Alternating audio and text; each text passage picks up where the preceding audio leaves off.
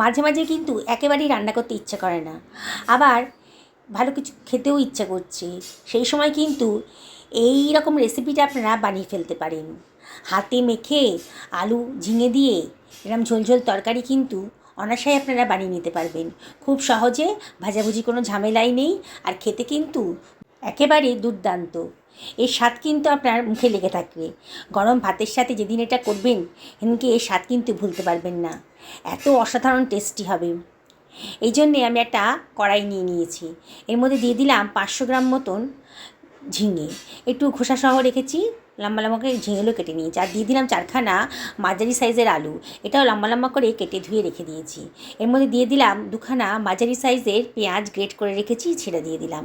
আর দিয়ে দিলাম 1 টেবিল চামচ মতো আদা রসুনের পেস্ট, আর দিয়ে দিলাম একটা টমেটোকে কুচি করে, আর দিয়ে দিলাম 1 টেবিল চামচ মতো লবণ, আর দিচ্ছি 1 টেবিল চামচ মতো হলুদের গুঁড়ো, 1 টেবিল চামচ মতো ধনের গুঁড়ো,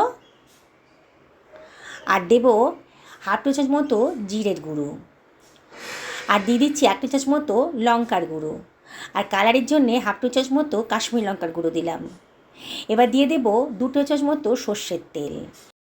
এই রান্নাটা সর্ষের তেলে করলে পরে কিন্তু খুব সুন্দর স্বাদ আসে। এবারে সব কিছু ভালো করে মাখিয়ে নিচ্ছি। হাতে ডলে সব কিছু ভালো করে মাখিয়ে নিচ্ছি। যত সুন্দর করে মাখাবেন ততই কিন্তু রান্নার টেস্টটা বহুগুণ বেড়ে যাবে। তাই আমি খুব ভালো করে এটাকে মাখিয়ে নেব। এবার ওর মধ্যে দিয়ে দিলাম 2 টেবিল চামচ মতো টক দই, আর সামান্য একটু কালো জিরে। কালো জিরেটা দিলে পারে খুব সুন্দর একটা টেস্ট আসে। আবারও সব কিছু ভালো করে মাখিয়ে নিচ্ছি। তত ভালো করে মাখানো হবে রান্নার টেস্টটা কিন্তু ততগুণই বেড়ে যাবে। এবারে ওর মধ্যে দিয়ে দিচ্ছি 150 গ্রাম মতো চিংড়ি। এবারেও সব কিছু ভালো করে মাখিয়ে নিচ্ছি। আমার কাছে অল্প চিংড়ি মাছই ছিল, দিয়েছি। আপনাদের কাছে যদি একটু বেশি পরিমাণ থাকে তাহলে চিংড়ি মাছের পরিমাণটা বাড়িয়ে দেবেন। এবার আমি দিয়ে দিলাম 1 বাটি পর্যন্ত জল।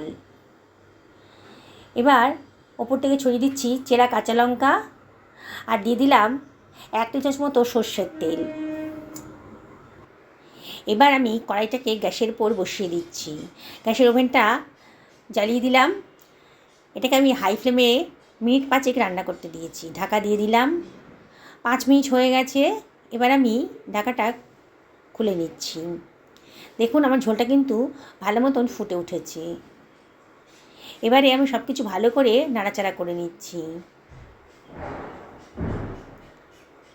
এখনও কিন্তু আলুটা আমার সেদ্ধ হয়নি। আলুটা সেদ্ধ হতে একটু টাইম লাগবে। দেখুন আলুটা এখনও শক্ত আছে। তাই সব কিছু আবারও ভালো করে নাড়াচাড়া করে এটাকে আরও খানিকক্ষণ সেদ্ধ করতে দিতে হবে। দেখুন বন্ধুরা, খুব সুন্দর একটা গন্ধ বেরোচ্ছে কিন্তু। এবার আমি লো ফ্লেম করে দিয়েছি গ্যাসের। লো ফ্লেমে এটাকে আমি আরও 10 মিনিট মতো ঢাকা দিয়ে রান্না করব। 10 মিনিট হয়ে গেছে। এবার আমি ঢাকা তুলে দিচ্ছি। দেখেই মনে হচ্ছে আলু আর ঝিঙেটা কিন্তু সেদ্ধ হয়ে গেছে। তাও একবার চেক করে নিচ্ছি। দেখুন খুন্তি দিয়ে কত সহজেই কেটে গেল। আলুটা সেদ্ধ হয়ে গেছে, আর ঝিঙে তো নরম, সেদ্ধ হয়ে গেছে সব কিছু। এবার আমি এরপর ছড়িয়ে দিচ্ছি 1/4 টেবিল চামচ মতো গরম মশলার গুঁড়ো, আর দিয়ে দিলাম একটুখানি কসুরি মেথি হাতে ডলে দিয়ে দিচ্ছি। খুব সুন্দর একটা গন্ধ বেরোতে আরম্ভ করে দিয়েছে। আবারও সব কিছু ভালো করে আমি মিশিয়ে দিচ্ছি। এবার আমি গ্যাসের ফ্লেমটা অফ করে এটা ঢাকা দিয়ে রাখবো 2 থেকে 3 মিনিট স্ট্যান্ডিং টাইমে। দেখুন বন্ধুরা, আমি সার্ভ করে দিয়েছি। কত সুন্দর দেখতে হয়েছে, খেতেও কিন্তু অসাধারণ। আপনারা অবশ্যই বাড়িতে একদিন ট্রাই করবেন। কোনো ঝামেলা নেই রান্না করাটার, ভাজাভুজির কোনো ঝামেলা নেই।